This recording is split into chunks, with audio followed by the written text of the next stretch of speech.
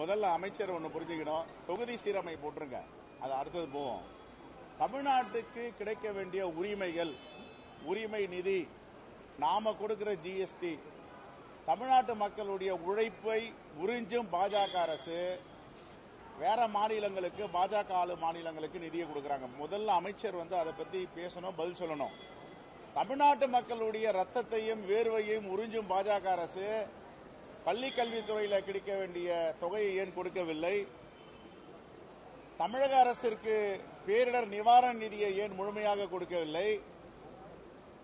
தமிழ்நாட்டுடைய பங்களிப்பு உரிமை நிதி ஏன் கொடுக்கவில்லை? இதெல்லாம் சொல்லணும். ஆனா தமிழ்நாட்டு மக்களுடைய ரத்தத்தையும் வேர்வையையும் உறிஞ்சும் பாஜக அரசு தமிழ்நாட்டு மக்களை ஏன் மாற்றாந்தாய் மனப்பான்மையோடு பார்க்கிறார்கள்? தமிழ்நாடு அரசை ஏன் இந்தியாவில் உள்ள ஒரு மாநிலம் போல் நடத்துவதில்லை? இதையெல்லாம் அவங்க பதில் சொல்லணும். இதை விட்டுட்டு எல்லாம் பயம் காட்டுறாங்க அப்படின்னா யார் பயம் காட்டுற? நீங்க தான் பயம் காட்டுறீங்க, வேற யாரும் பயம் காட்டல மக்களை. மக்கள் இன்னைக்கு அச்சத்தோட பதட்டத்தோட வச்சுக்கணும்னு ஆர்எஸ்எஸ் பிஜேபியும் விரும்புது. அதுக்காக தான் இந்த முருகர் மாநாடு எல்லாம் நடத்துறாங்க. எதுக்காக? என்ன தேவை இருக்கு? ஏற்கனவே மாண்புமிகு அறநிலையத்துறை அமைச்சர் மாண்புமிகு சேகர் பாபு முருகர் மாநாடை பழனியில் நடத்தினார். இப்ப இவங்க நடத்த வேண்டியதுக்கு என்ன தேவை இருக்கு? நடத்தணும்னா தமிழ் கடவுளான முருகருடைய மாநாட்டை குஜராத்தில் நடத்தணும், உத்தரப்பிரதேசத்தில் நடத்தணும், ராஜஸ்தான்ல நடத்தணும், மத்திய பிரதேசம் நடத்தணும். அதுதான் சமத்துவம், அதுதான் இந்து கடவுள்களை நாங்கள் சமமாக பார்க்கிறோம் என்று பாஜகவுடைய செய்தியா இருக்கும். ஆனா அரசியல் செஞ்சு மக்களை எப்பவுமே அச்சத்தில் வச்சிருக்கிறது, பதட்டத்தில் வச்சிருக்கிறது பாஜக. இது எல்லா வட மாநிலங்களிலே எப்படி கலவரத்தை தூண்டினார்களோ அப்படி தென் மாநிலங்களில், குறிப்பா தமிழ்நாட்டில் ஏதாவது கிடைக்குமா, கலவரத்தை தூண்டலாமா என்று சங்கி அணிகள் காத்துக் கொண்டிருக்கின்றன.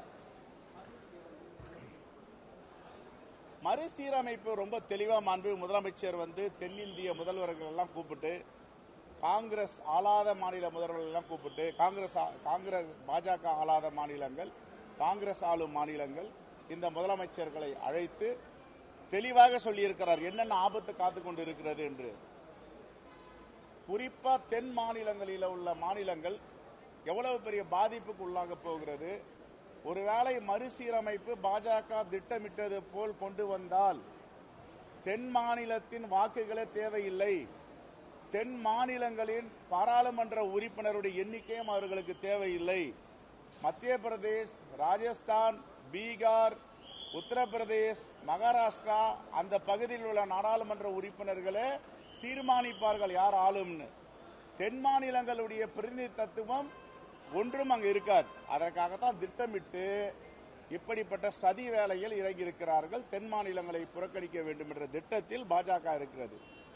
ஏற்கனவே நாடு சுதந்திரம் அடைந்து எவ்வளவு நாடாளுமன்றத்தில் இருக்கைகள் இருக்கின்றன? 1000 இருக்கைகள் போட வேண்டிய தேவை என்ன இருக்கிறது? 1000 இருக்கைகள் போட்டிருக்கிறார்கள், உள்நோக்கம் என்ன?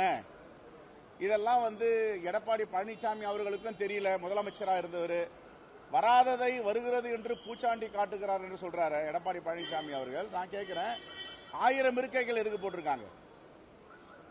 காரணம் என்ன? 1000 நாடாளுமன்ற உறுப்பினர்களை உருவாக்க வேண்டும்.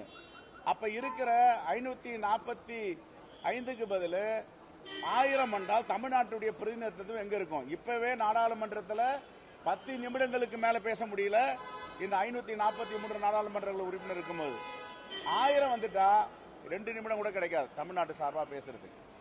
இதெல்லாம் மாண்புமிகு எதிர்க்கட்சி தலைவர் எடப்பாடி பழனிசாமி அவர்களுக்கு புரிதல் இல்லையா, இல்ல புரிஞ்சிட்டு இப்படி பேசுறாரான்னு தெரியல.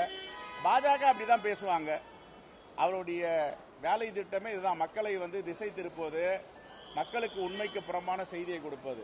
நாங்க தெளிவா சொல்றோம், இந்த மறுசீரமைப்பு என்பது பாஜக திட்டமிட்டது போல் நடந்தால் தமிழ்நாட்டு பிரதிநிதித்துவம் இல்லாமல் போய்விடும், தென்னிந்தியா பாதிக்கப்படும், வட மாநிலங்களில் உள்ள நாடாளுமன்ற உறுப்பினர்களே தீர்மானித்து விடுவார்கள். இதுதான் எங்களுடைய பார்வை.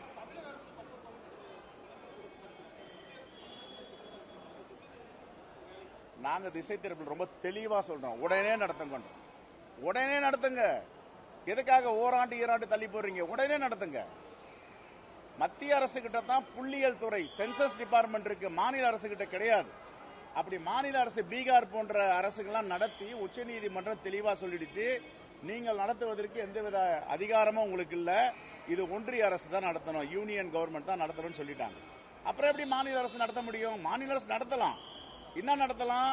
சர்வே நடத்தலாம், சென்சஸ் நடத்த முடியாது.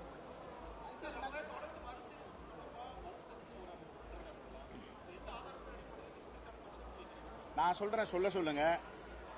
வட மாநிலங்களுடைய பிரதிநிதித்துவம் எந்த அளவுக்கு உயர்கிறதோ அந்த அளவிற்கு தமிழ்நாட்டுடைய பிரதிநிதித்துவம் உயரும் அப்படின்னு சொல்லுங்க. தமிழ்நாட்டுக்கு பாதிப்பு வராதுன்றாரு. எந்த அடிப்படையில் சொல்றாரு அவரு? அது ஆதாரபூர்வமா சொல்லுங்க.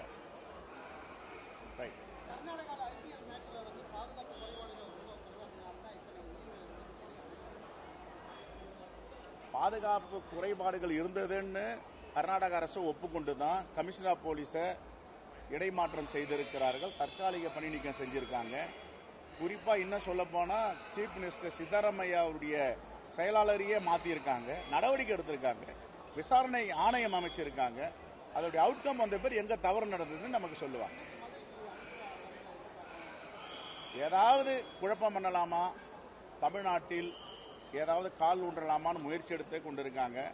தமிழ்நாட்டில் பாஜகவுடைய எந்தவித திட்டங்களும் நிறைவேறாது. அவர்களை தமிழ்நாட்டு மக்கள் எப்படி பார்க்கிறார்கள் என்பது எல்லோருக்கும் தெரியும். ஒருபோதும் பாஜகவுக்கும் RSSக்கும் தமிழ் மண்ணில் இடமில்லை. சண்டையை போடல, யாருமே சண்டை போடல. எங்களுடைய உரிமையை கேட்கணும். உரிமையை கேட்கறது சண்டையா? இப்ப நீங்க கேள்வி கேட்கறீங்க, என்கிட்ட சண்டையா போடுறீங்க. கேள்வி கேட்கறீங்க, பதில் சொல்றேன். எங்களுடைய உரிமை தொகையை கொடுங்க. GST பங்களிப்பு தமிழ்நாட்டில் என்ன இருக்கு? மூன்றாவது பெரிய மாநிலம் GST செலுத்துவதில். எங்களுடைய உரிமை தொகை பிளானிங் கமிஷன்ல சொல்லுது ஒரு மாநிலத்துக்கும் எத்தனை சதவீதம் கொடுக்கணும், அதை ஏன் கொடுக்க மாட்டேன்றீங்க? பேரிடர் நிதி மேலாண்மை நிதி ஃபிளட் வராத மாநிலத்தை கொடுக்குறீங்க, வந்த மாநிலத்துக்கு கொடுக்க மாட்டேன்றீங்க. அப்ப பள்ளி கல்வித்துறை கிடைக்க வேண்டிய 2500 கோடி ஏன் கொடுக்க மாட்டேன்றீங்க? இன்னைக்கு RTE இருக்கு, ரைட் டு எஜுகேஷன். இன்னைக்கு ரைட் டு எஜுகேஷன்ல பெரிய கொந்தளிப்பு நடந்துட்டு இருக்கு, அதை ஏன் விடுவிக்க மாட்டேன்றீங்க?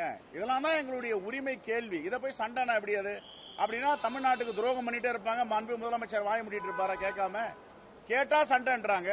முருகன் வந்தாரு, ஒன்றிய அமைச்சர், தமிழ்நாட்டு உரிமையும் அவர் தானே மீட்டு கொடுக்கணும், கேட்கணும்ல. சார் எங்களுக்கு அதிகமா கொடுக்க வேணாம், எங்களுக்கு கொடுக்க வேண்டிய உரிமையை கொடுங்க, ஏன் கேட்க மாட்டேன்றாரு? பாஜக தலைவர்களையும் தமிழ்நாட்டு நலனுக்காக குரல் கொடுக்க மாட்டேன்றாங்க. இதுதான் பாஜகவுக்கு மற்ற கட்சிகளுக்குள்ள வித்தியாசம்.